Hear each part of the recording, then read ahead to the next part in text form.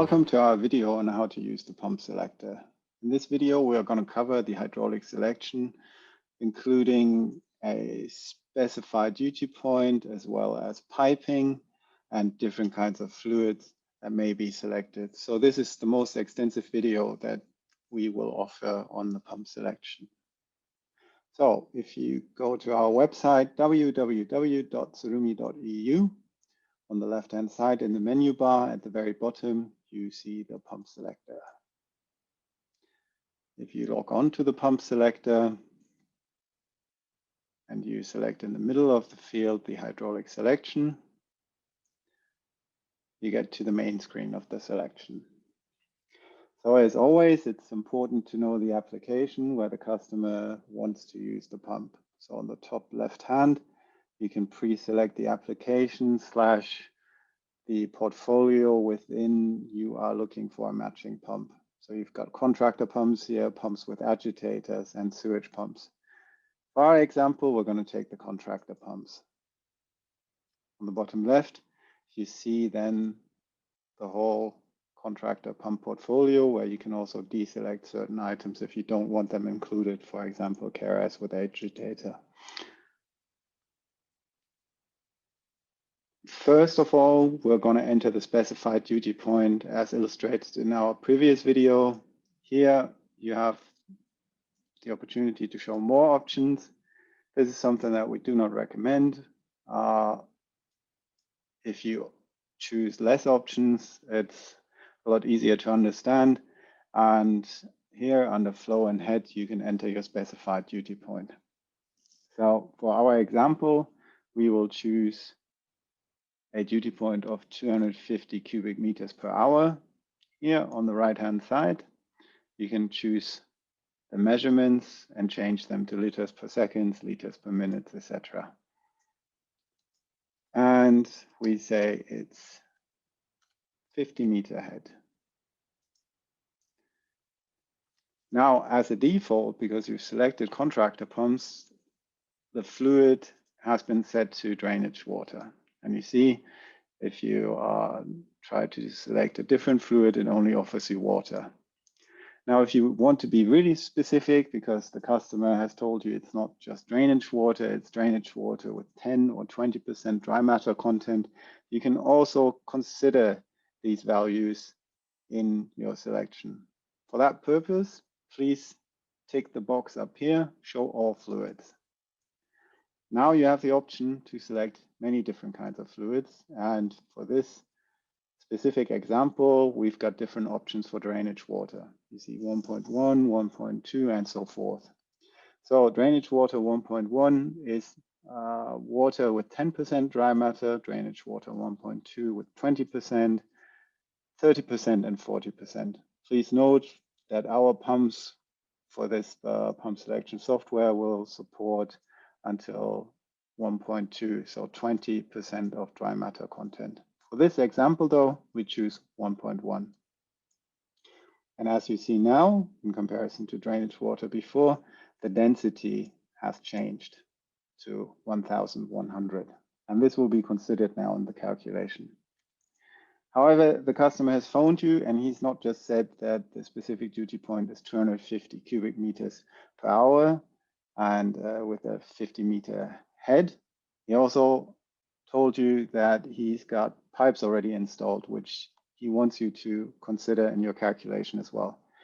For that purpose, you enter into the friction loss calculation, which can be found on top of the screen here.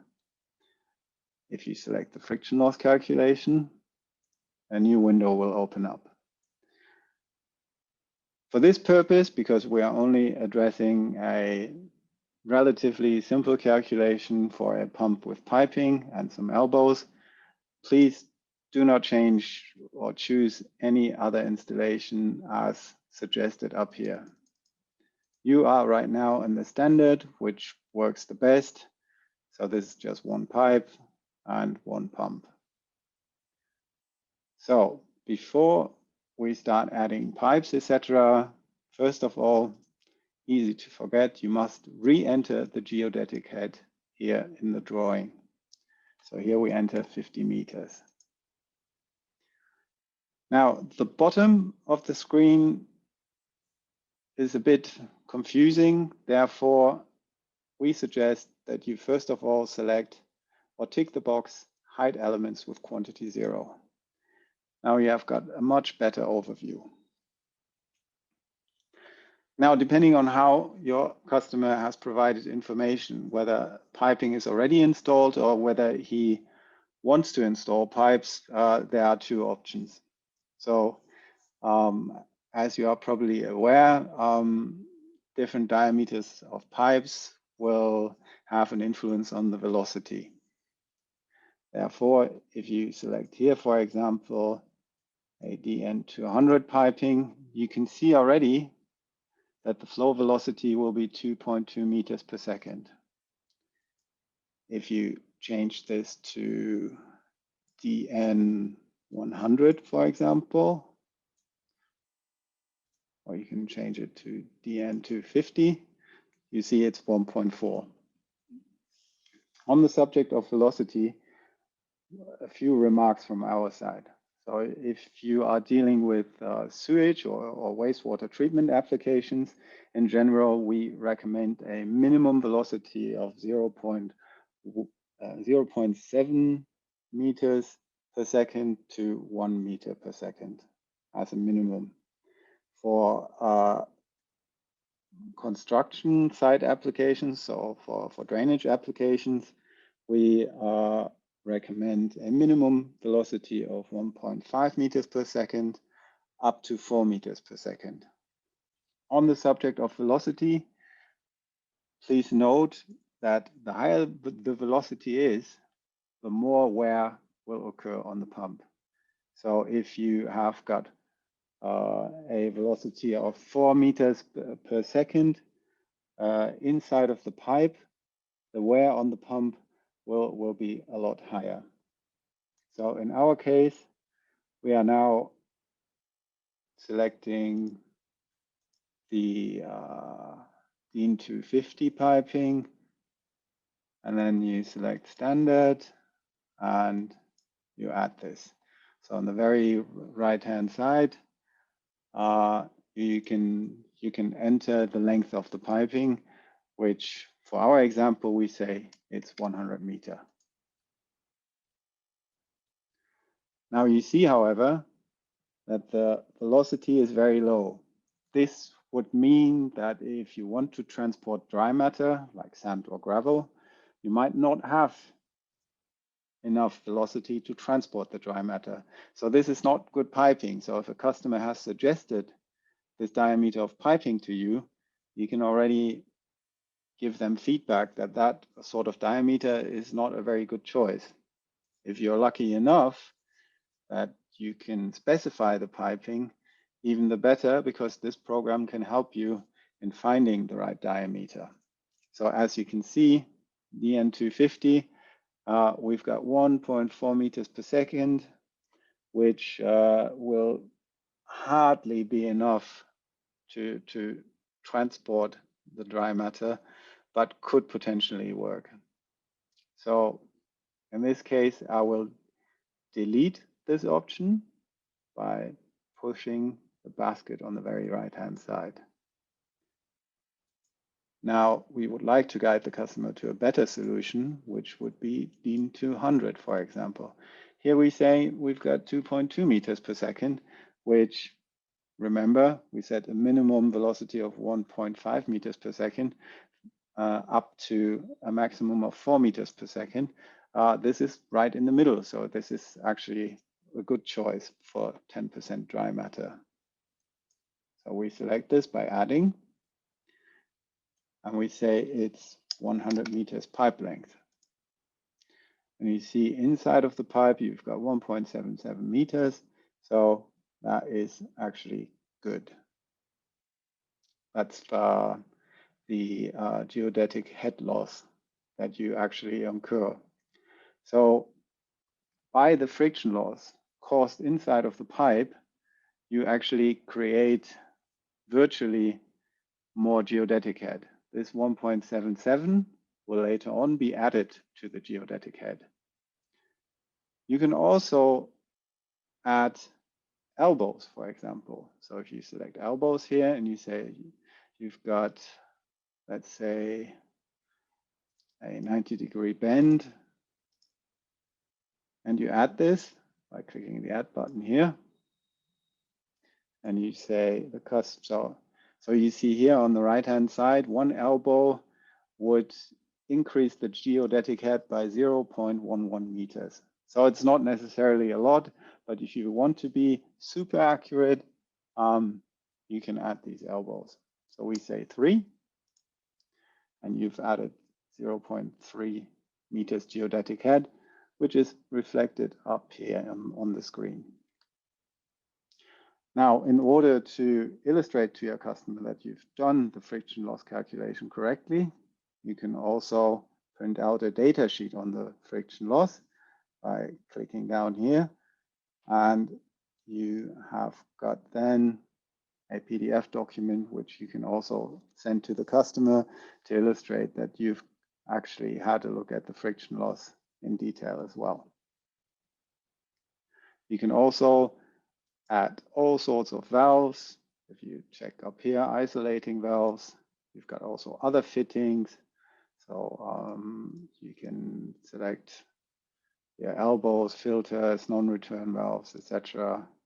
Transition pieces. You can go into all sorts of details depending, as illustrated already down here. One elbow in terms of friction loss does not create massive friction loss. However, if your customer says he has installed in the 100-meter pipe more than 20 elbows, it's probably something worth considering.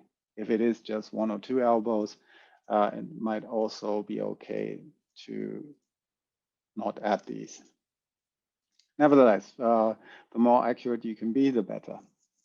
So now we've added all the accessories, and we've finished now the friction loss calculation. This is the point where you click at the bottom, OK.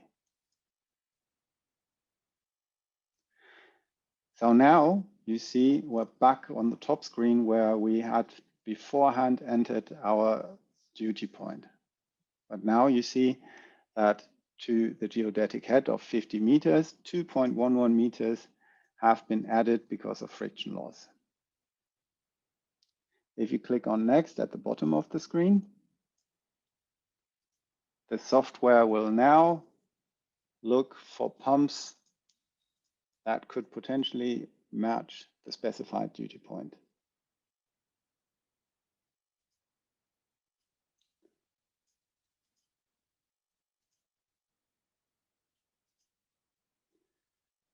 And we find that we have got only 2 matches.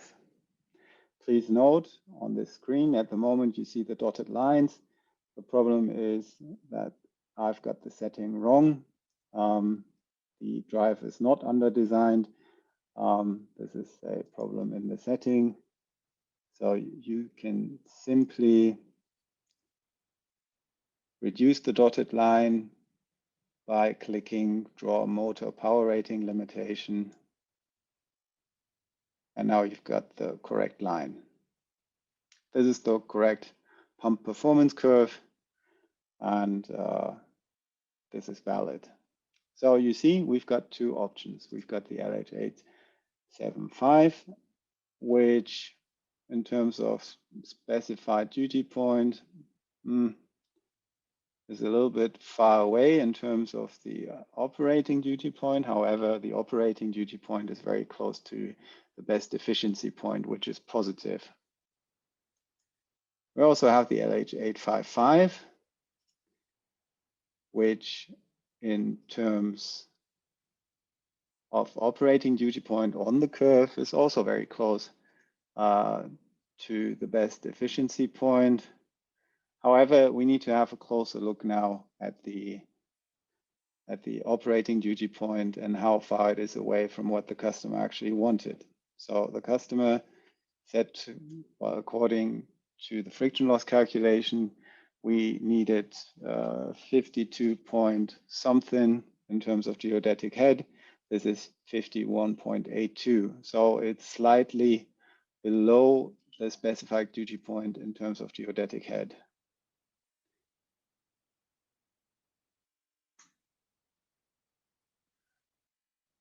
So, and if you have a look at the cubic meters per hour, we said 250 cubic meters per hour. This is only 230 cubic meters per hour. The other option is an LH875. So it's a 20 kilowatt bigger motor. Here we are actually overperforming on the duty point. So the geodetic head was 52 point something. Here we've got 53.3.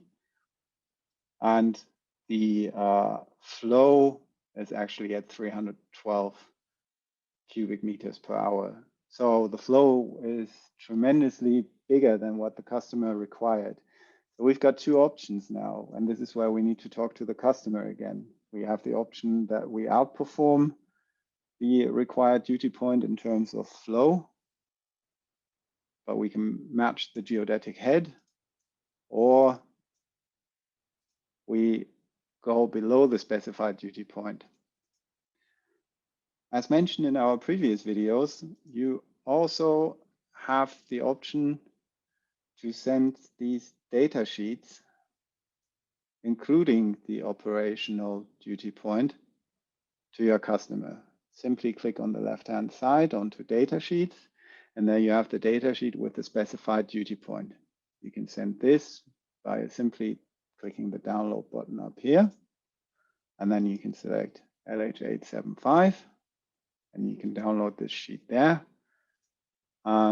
And you can send both options to the customer. But according to the specified duty point and the piping specified, this is what you can offer to the customer inside of the Tsurumi portfolio. So this is it for the hydraulic selection so far.